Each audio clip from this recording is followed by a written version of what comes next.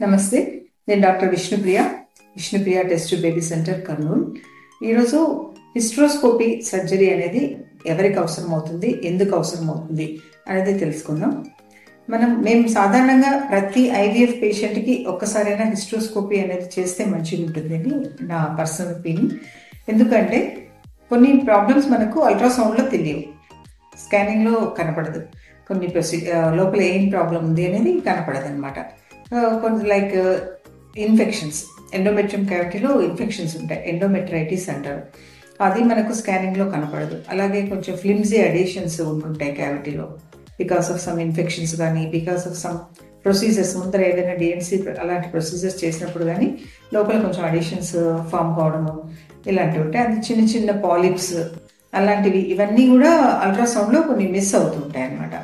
So ప్రతి పేషెంట్కి before doing embryo transfer, అంటే ఎంబ్రియో ట్రాన్స్ఫర్ చేసేకి ముందర ఒక్కసారి హిస్ట్రోస్కోపీ, డయాగ్నోస్టిక్ హిస్ట్రోస్కోపీ అనే ప్రొసీజర్ చేస్తే చాలా యూస్ఫుల్గా ఉంటుంది. అలాగే కొంతమందికి టైట్ ఆస్, అంటే గర్భసంచి రంధ్రం అనేది, ఇంటర్నల్ ఆస్ చాలా సన్నగా ఉంటుంది. అలాంటి వాళ్ళలో కూడా ఎంబ్రియో ట్రాన్స్ఫర్ అనేది చాలా డిఫికల్ట్ అవుతుంది. సో అది కూడా మనకు ఈ హిస్ట్రోస్కోపీ చేయడం ద్వారా ఆ ప్రాబ్లం కూడా మనం సాల్వ్ చేయొచ్చు. టైట్ ఆస్ ఉన్నప్పుడు హిస్ట్రోస్కోపీలో దాన్ని స్లోగా అండర్ విజన్ చూసుకుంటూ డైలేట్ చేయొచ్చు దాన్ని. అలాగే డైరెక్షన్ ఆఫ్ ద క్యావిటీ ఎలా ఉంది అవన్నీ కూడా హిస్ట్రోస్కోపీలో మనకు డైరెక్ట్గా విజువలైజేషన్ చేస్తాం. కాబట్టి ఇక్కడ సర్వీక్స్లో ఏమైనా ఇన్ఫెక్షన్స్ ఉన్నాయా, తర్వాత ఆస్ టైట్గా ఉందా, డైరెక్షన్ ఆఫ్ ద క్యావిటీ ఎలా ఉంది, అండ్ పాలిప్స్ ఏమైనా ఉన్నాయా, లేదా అడిషన్స్ ఏమైనా ఉన్నాయా, ఇన్ఫెక్షన్ ఏమన్నా ఉందా. చాలా పేషెంట్స్లో ఎండోమెట్రైటిస్ ఇన్ఫెక్షన్ చాలా ఎక్కువ ఉంటుంది. రికరెంట్ ఇంప్లాంటేషన్ ఫెయిల్యూర్ వస్తుంది, అంటే 2-3 సార్లు ఎంబ్రియో ట్రాన్స్ఫర్ చేసినా కూడా ఫెయిల్ అవుతుంది.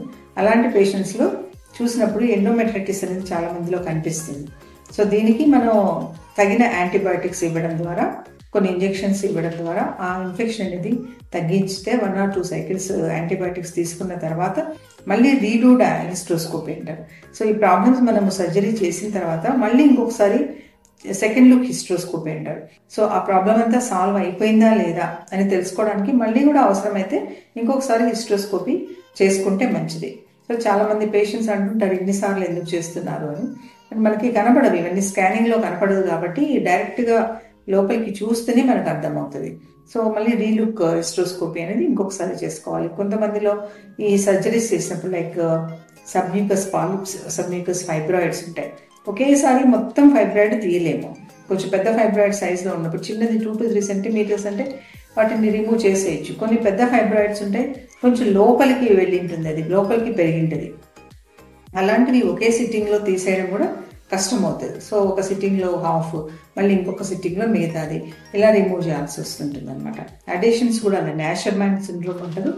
అది చేసినప్పుడు కూడా ఒకేసారి మొత్తము చేయలేము, కొంచెం కొంచెం పార్షియల్గా చేసుకుంటూ వెళ్లాల్సి వస్తుంది. ఎందుకంటే క్యావిటీ అనేది అసలు కనపడదు, మొత్తం అతుకుల్లో ఉండిపోయి ఉంటుంది. సో ఇలాంటి పేషెంట్స్కి 2-3 సార్లు కూడా హిస్ట్రోస్కోపీ అనేది చేయాల్సి వస్తుంది. సో ఇవన్నీ చేసుకుని క్లియర్ అయిన తర్వాత మనం ఐవీఎఫ్ కానీ ఎంబ్రియో ట్రాన్స్ఫర్ కానీ చేస్తే సక్సెస్ అయ్యేసానికి తప్పకుండా అవకాశం ఉంటుంది. Thank you.